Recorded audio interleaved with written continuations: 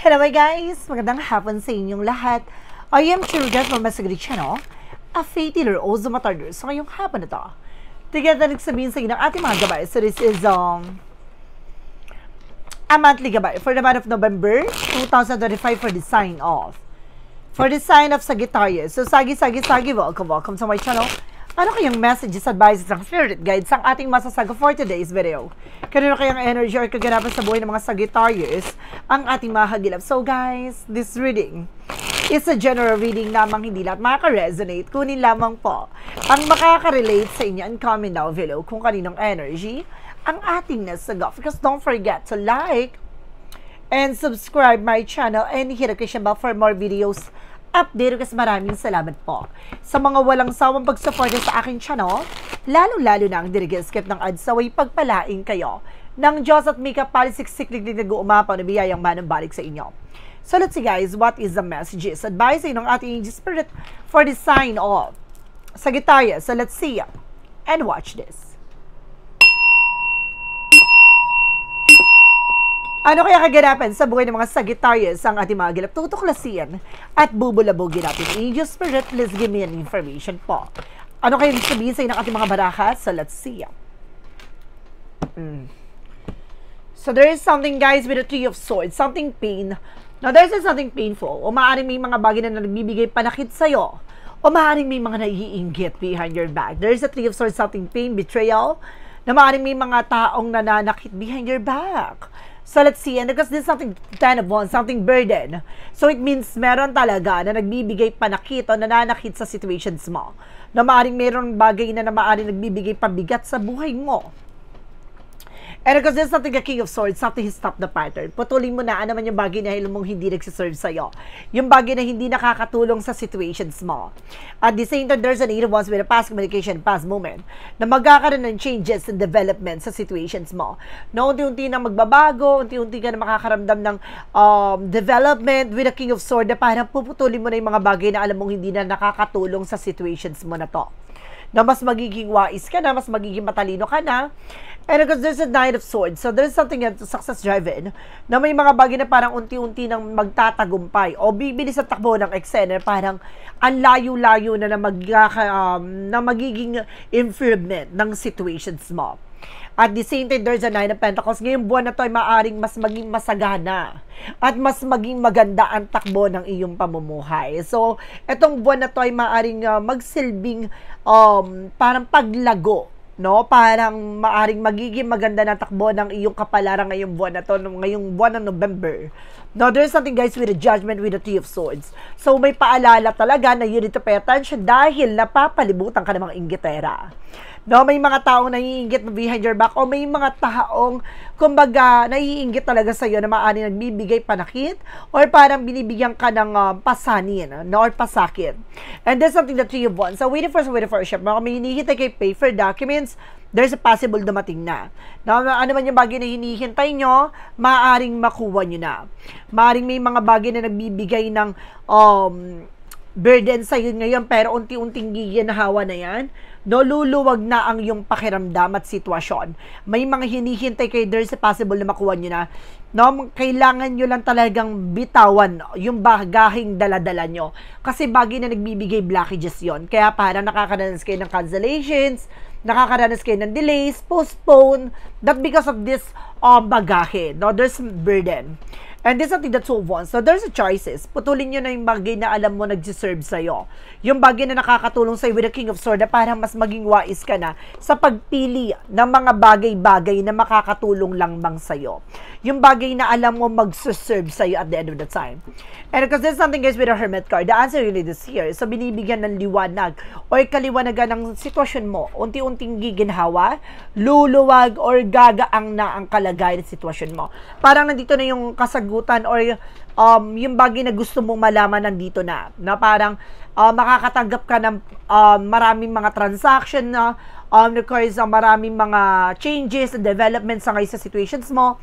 And this is something that for the Pentacles, no, protection nyo lang at pangalagaan nyo lang yung grounds nyo and even your territory. So, bibilis sa takbo ng sitwasyon, basta mas magiging mahigpit na kayo na kung paano nyo papangalagaan ang yung mga pinaghirapan. With the Nine of Pentacles, revisit with a Fool card, there's something a leap of faith. Parang something na parang sinusubukan din ng iyong pananampalataya at tiwala. At sinasabi with the full card, there's something in you beginning coming in. So talaga magkakaroon ka ng bagong simula, panibagong sitwasyon, panibagong eksena. So nasa sa'yo nakasalalay, no, ang paglago mo. There's something parrot with the Nine of Pentacles, no, na parang mag-ingat kayo, no, sa mga taong pinagkakatiwalaan nyo dahil may mga taong kumukuha ng information sa inyo na parang hinahadlangan ng paglago nyo. There's a lot of evil eye talaga. Na may nasense ako talaga na ang lakas ng evil eye dyan sa situation or lugar nyo. Now, there's a Three of Swords, the Judgment, represent with a Hangman. Now, there's something, guys, with something stuck, na parang pinapaalalahanan kayo na may mga tao na sa paligid nyo na hinihila kayo pababa. There's a crab mentality. Now, there's an evil eye na parang kaya hindi kayo makakilis, hindi kayo makagalaw, that because of situations. Baguhin nyo na yung pananaw nyo. Baguhin nyo na yung nakagisnan o nakagalawan nyo. Yung nakasanayan nyo, kailangan nyo nang baguhin yon. Alisin nyo yung pag-aalilangan. And this is something the lovers connected with your love life. Ibig sabihin dito, some of you may mga hinihintay kayo yung mga resulta or something ng person nyo maaaring may hinihintay kayong information na may kaugnayan sa inyong dalawa ng person mo, maaaring nakakaranas kayo ngayon ng mga mabagal na transactions. Now, there's something that Chariot card with an action moment, magkakaroon ng changes and development sa situations mo. Now, makakaramdam ka na ng pagbabago, makakaramdam ka na ng bagay na mababago, kailangan mo lang maging wais sa pagpili ng mga bagay or taong pagkakatiwalaan mo. No, kasi parang nagiging mabagal dahil may mga taong nagsusubaybay. No, this is something the World card. Some of you mayroon talagang trouble with the threefold clarification with the Eight of Wands and the Three of Wands. No, parang sinasabi dito, may binabahagi sa'yo na makakaalis ka talaga. Kung may mga hinihintay kayong trouble, paper document, there's a possible na makuha nyo na at makakaalis talaga kayo. At the same time, there's the Hierophant for education and lesson learned. So ngayon, mas magiging mautak na kayo. No, kung paano nyo papangalagaan na naman yung bagay na meron kayo, lalo-lalo na ang iyong finances or work. No, this is something that you plan for collaborations. Mag-ingat ka sa mga tao nakakasalamuha mo. No? Yung mga tao nakakausap mo, kung nagtatrabaho ka, mag-ingat ka, huwag ka masyadong transparent sa kanila dahil hindi mo talaga alam kung sino totoong kalaban mo. No, for the outcome, this is something with the Magician for manifestation. Na may mga bagay na ma-manifest ka, may mga bagay na makukuha ka, nga lang na delay lang, na pupostpone lang dahil maraming mga mata na nakasubaybay sa'yo. And there's something that Two of Wands by choices. Piliin mo lang yung mga bagay na makakatulong sa'yo o maging balance ka physically, mentally, emotionally. Ano mga information or regarding sa inyong dalawa ng person mo, maging maingat ka. At the same time, there's a Zatka with an ending and yung beginning. So, may mga bagay na matatapos na, especially yung kahirapan. No, matatapos na ngayong buwan na ito, maaaring luluwag na, gagaang na, magkakaroon ng changes and development ng iyong finances. No, makaka-recover na kayo. At the same time, with the Seven of Pentacles, with the harvest moment, may mga bagay dito na maaaring unti-unti nyo ng anihin. No, unti-unti nyo ng maramdaman, no, ang pagbabago na pagdating sa buhay nyo, sa pinaghirapan nyo, especially kung may mga hinihintay kayong travel, no trip, no maaaring makakaalis talaga kayo. Then of course, this is something the Knight of Swords. Some of you nagkakaroon ka ng anxiety, sleepless night, that because of this Hierophant for education, parang there's a religious factor With a Hierophant, parang may palipad hangin or maaaring, meron talaga ako na sense dito na palipad hangin. No, there's an evil eye talaga, na parang may gawa rin ng may mga taong mga negative na mata. No, kaya kailangan mag-ingat kayo pa. Mayroon ako na sense ditong may nausog na matagal na. No? Mag-ingat din po kayo. Nausog when it comes pagdating sa finances, lagi nauusog. No, laging nauudlot, gano'n, nauusog daw na parang hindi nangyayari, gano'n, kapag may naasakay tapos biglang change, no, nagbabago kagad, gano'n. And there's a Ten of Swords with sabotage. Talagang sinasadya. No, inuusog talaga para hindi ka makaalis or hindi ka makapunta doon kung saan man yung bagay na pupuntahan mo. Talaga sinasadya, no? So, let's see what is additional messages tayo pagdating sa finances and career, love life at kalusugan. Let's watch this. Okay, guys, pagdating naman tayo sa finances and career, love life at kalusugan mo. Shuffle ko lang ito ng Very Light. Okay. Pagdating sa finances and career mo, So there's something, the Four of Cups. Now, just to reevaluate or analyze. So may mga bagay dito na kailangang pag-isipan, klaruhin, liwanagin, ganun mas maging mautak ka na how to manage and control your finances. No, masyado ka nagugulo ka pagdating sa finances mo. No, kailangan yung mas maging mautak, mag-focus kayo. No, ano ba talaga yung priorities nyo? Mag-focus kayo kung ano ba talaga yung ideas nyo, ano ba talaga yung gusto nyo gawin, plano nyo. And this is the Queen of Swords, clear the boundaries. So, alisin mo yung nagbibigay ng kaguluhan sa utak mo. Yung nagpapagulo sa isip mo, no, para hindi mo magawa yung bagay na yun. Alisin mo yun. Nagpapadistract, ganon. And this is the Ten of Pentacles. Magkakaroon ka ng long-term success and financial security. Unexpected financial windfall, talagang lalago ang iyong finances. No, gaganda talaga na takbo ng iyong pagkakaperahan dito. At the same time, this is something the Knight of Wands for slow and steady. Mas magiging, mas mahinahon, mas magiging perfecto at mas pasabog. No, wag ka masyadong, kumaga, magmamadali. At wag ka masyadong maging open, no, sa mga tao sa paligid mo. Parang silent atake mo, pero, diba, kumaga, unti-unti talaga siya nagtatagumpay, ganon. And this is something the 5 wands. So, sabi ko na nga ba, there's a competitors competition. Meron talaga nakikipagkompetensya sa'yo. Na may naiinggit sa inyo, no, especially sa family mo. And there's a star card. Huwag kang mag-alala. There's something a wish fulfillment. So, matutupad yung mga pangarap mo. Pagdating sa finances and career mo, huwag kang mangamba. Huwag kang mag-alala. No, pilit manghadlangan ng mga tao na yan, makukuha at makukuha mo pa rin yan. Pagdating sa love life, there's the Queen of Pentacles. Mas maging mature ka how to manage and control your love life. So, talaga sinasabi dito, mas maging focus kayo with your family, no, sa bahay nyo, sa tahanan nyo, kung paano nyo mapapalago ang isa't isa. No, there's a Seven of Cups. No, marami talaga ng gugulo sa inyo family, guys. Marami talaga naiinggit, no? Parang I feel something na parang may mga tao talaga na laging nakasubaybay sa inyo. 24/7. Ganon. And this is something the Page of Wands, my goodness. May magandang balita.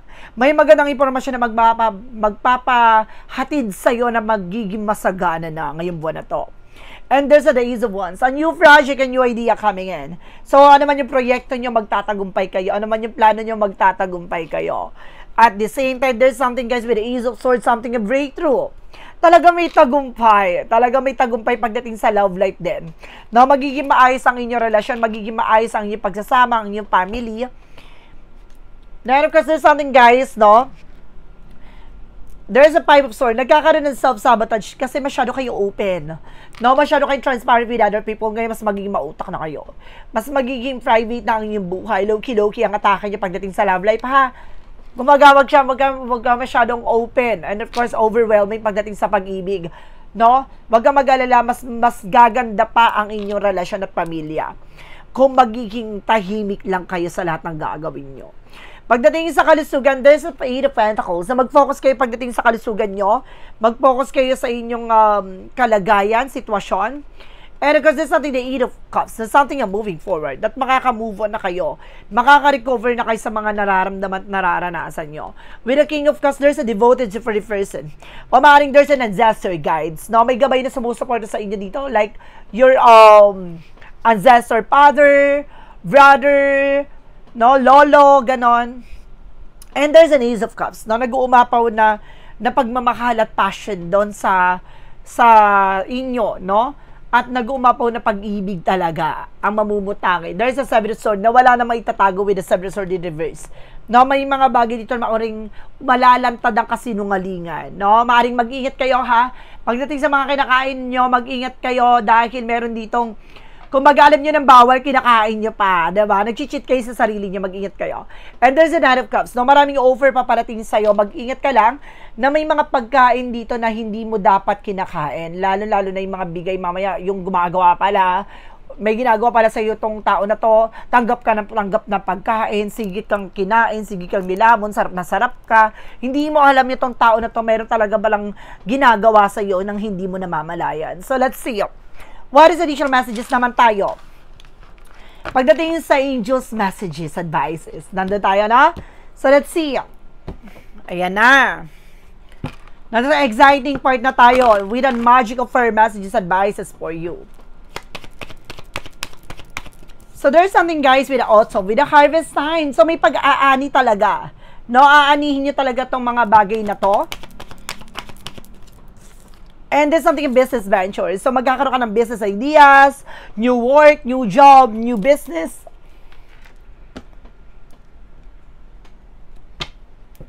Let's see what is the yin and yang oracle card.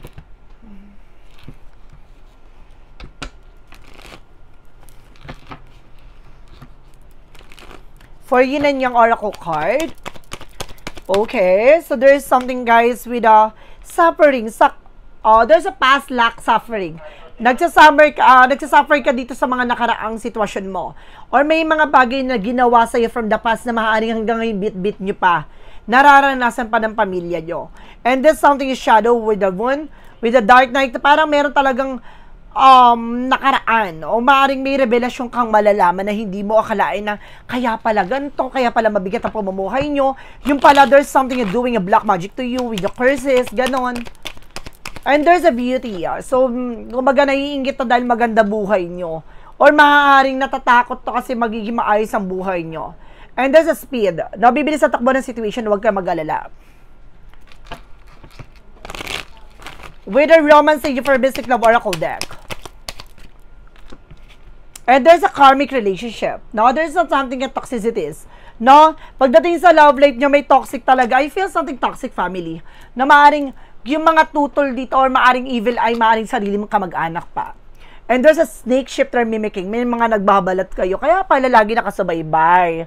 No, kaya pala lagi nakatingin sa inyo pala sariling kamag-anak pala ang gitera. What is Archangel Michael messages? Let go of fear now. Alisin nyo ang takot ngayon na. Diba? Ngayon, alisin nyo yung pag-alilangan nyo. No, kailangan yung mas maging matapang palaban. What is the Jesus loving code said? With God all things all things are possible. Na pagdating daw sa ating Panginoon, lahat daw ng bagay na ito ay lahat ng mga bagay na imposible ay posible para sa iyo. Ganon. Or pagkabaga ibibigay sa ng ating Panginoon, walang imposible sa ating Panginoon dahil lahat ng mga bagay nito ay ayon sa kalooban niya. With a Money Move Oracle deck. There's a celebration coming in. May mga celebration kang dadaluhan. May mga celebration na paparating. What is the angel's number? Represent what? What is an angel's number? Represent with a 0404 with a slow down. So talaga meron bagay dito na kailangan mo maging mahinahon. Dahan-dahan lang. Pay close attention to the people in your life now. Your surroundings and your physical health, don't freak out. It's just a warning to be careful and a week to avoid any further issues. Communicate clearly and keep healthy boundaries. Tulad ng sinasabi ko, tutukan nyo ang iyong kalusugan. Huwag kayo masyadong ura-ura, dabira-birada. Dahil gusto nyo maging matagumpay, nagmamadali kayo. Nakakalimutan nyo na yung sarili nyo. So, kailangan nyo tutukan yung sarili nyo, pahalagahan nyo, at kumaga, kailangan mas maging priorities yung sarili nyo pa rin. Health is wealth. Now, there's something a shadow work of is in what? From the shadow work of is in what, guys? So, there's something a shadow blossom. Talagang may anino ng tagumpay na maaaring sumibol at mamukadkad. There's a resilient, no? Sa pagtsatsaga mo, tuluyang magkakaroon ka ng nilaga. Diba? Kumbaga dahil sa pagpupursige mo, no, talagang magiging matagumpay ka sa gusto mo mangyari sa buhay mo. Walang nagtatagumpay na minamadali at walang nagtatagumpay na sumusuko. Diba? Kailangan may pagtsatsaga. And there's something, guys, with a clarifying for a love situation.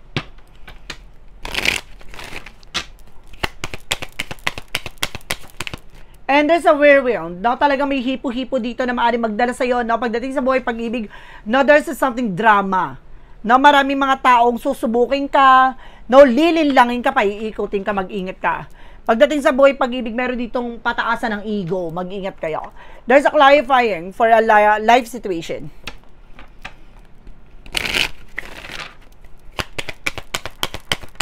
And represent with a quiet moment. So, pagdating sa buhay mo, no, ito yung sinasabi ko kanina, maging silent. Seek solace in the silent where clarity find its true voice.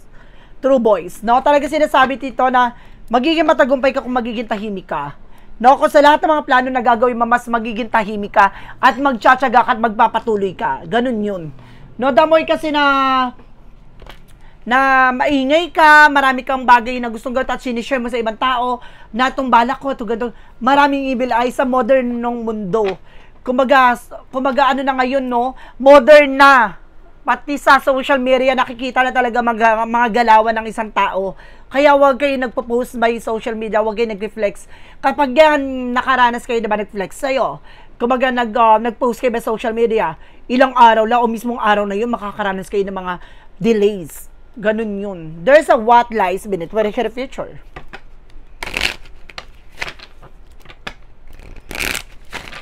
May ahas trader talaga dito.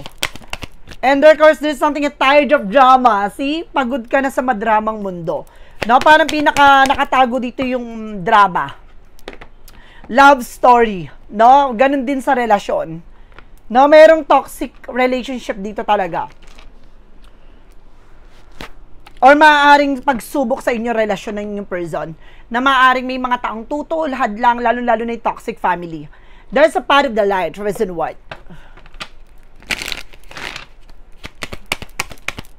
And there's a one step at a time. I see the mountains ahead and approach it with a determination, taking one small step at a time. By staying present and focusing on the task at hand, I make steady progress in doing so. Reclaim, balance, and restore a fulfilling life, knowing that each step brings me closer to my goals. Tulad ng sinasabi ko, no, sa bawat hakbang, unti-unti mong mararanasan lahat ng mga pangyayari. No, lahat ng mga bagay na dapat mong maramdaman, lahat ng bagay na dapat mong maranasan, sa bawat hakbang na yan, mararamdaman mo at mararanasan mo. Kailangan handa ka. No, dahil mas the more na tumataas ang bawat baitang, the more na tumataas ang mga pagsubok mo sa buhay. Kaya dapat handa ka. No, hanggang sa marating mo ang rurok ng tagumpay. Let's see what is the pick or yes or no. Alamin natin magiging sagot sa tanong mo. Let's watch this. So guys, no, nandito na tayo with a pick or yes or no. Nandito na tayo sa huling chapter with a pick or yes or no, guys. So before anything else, sa pick or yes or no, pwede ka magtanong. No, isa lang ang tanong, isa lang ang sagot. So, mag-isip ka ng tanong at pipili ka na magiging sagot within 1, 2, or 3. Kapag nakapag-isip ka ng tanong at nakapili ka na ng number na magiging sagot sa tanong mo, please comment down below. At the same time, maraming salamat po sa mga nag-share ng aking video sa anumang uri ng social media platforms. At maraming salamat po sa mga bagong subscribers, sa mga solid subscribers, sa mga bagong followers, sa mga nag-follow sa aking FB page. Maraming salamat po sa inyo. So guys, let's see what is the pick or yes or no. Alamin natin magiging sagot sa tanong mo. Let's start with the number 1. There's a no. Number 1, there's a no.